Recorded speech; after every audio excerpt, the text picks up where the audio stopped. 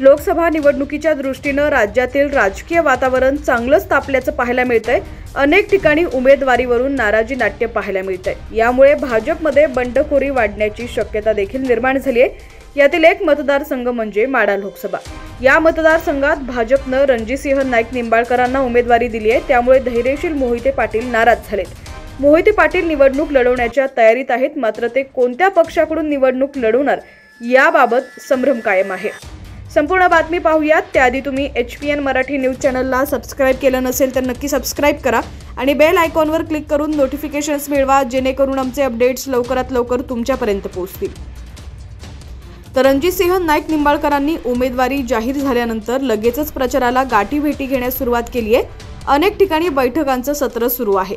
तर दुसरीकडे धैर्यशील मोहिते पाटील यांचाही माढा मतदारसंघात दौरा सुरू झालाय। मोहिते पाटील जुन्या कार्यकर्त्यांच्या गाठीभेटी घेत आहेत। मोहिते पाटलांनी निवडणूक लढवावी असा गावगावचे कार्यकर्ते आग्रह धरत आहेत। धैर्यशील मोहिते पाटील यांनी तुतारी हाती घेऊन शरद पवार गटाकडून निवडणूक लढवावी अशी मागणी कार्यकर्ते करत आहेत। दरम्यान धैर्यशील हे गावोगावी दौरे करत असतानाच दुसरीकडे विजयसिंह मोहिते पाटील हे आपल्या शिवरत्न निवासस्थानी बैठका घेत आहेत।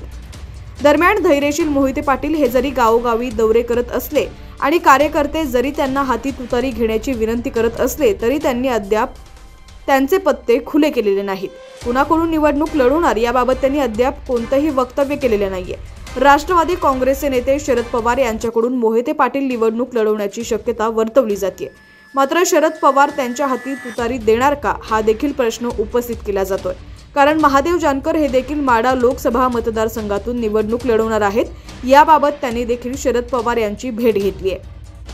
त्यामुळे माढ्याचा तिढा कायम आहे। त्यामुळे मोहिते पाटील कुणाकडून निवडणूक लढवणार याबाबत संभ्रम आहे।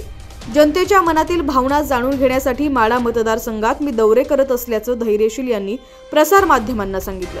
मात्र त्यांच्याबाबत कार्यकर्त्यांच्या मनात संभ्रमाचं वातावरण आहे। मोहिते पाटील नेमका काय निर्णय घेणार, खरंच निवडणूक लढवणार आहे का, कोणत्या पक्षाकडून ते मैदानात उतरणार असे अनेक प्रश्न कार्यकर्त्यांच्या मनात आहेत। माढा लोकसभा मतदारसंघात 6 तालुके आहेत। त्यापैकी माढा विधानसभा मतदारसंघात राष्ट्रवादी काँग्रेस अजित पवार गटाचे बबनदादा शिंदे, करमाळा विधानसभा मतदारसंघात राष्ट्रवादी काँग्रेस अजित पवार गटाचे संजय मामा शिंदे, सांगोला विधानसभा मतदारसंघात शिवसेना शिंदे गटाचे शाजीबापू पाटील, माळशिरस विधानसभा मतदारसंघात भाजपचे राम सातपुते आणि मानखटाव विधानसभा मतदारसंघाचे भाजपचे आमदार जयकुमार गोरे यांचा पाठिंबा रणजितसिंह निंबाळकरांना आहे। तर दुसरीकडे धैर्यशील मोहिते पाटील यांना माजी मंत्री रामराजे नाईक निंबाळकर यांचा सपोर्ट असल्याचं बोललं जातंय। त्यांच्या मर्जीतले फलटणचे आमदार दीपक चव्हाण यांनी अद्याप कोणतीही भूमिका घेतलेली नाही।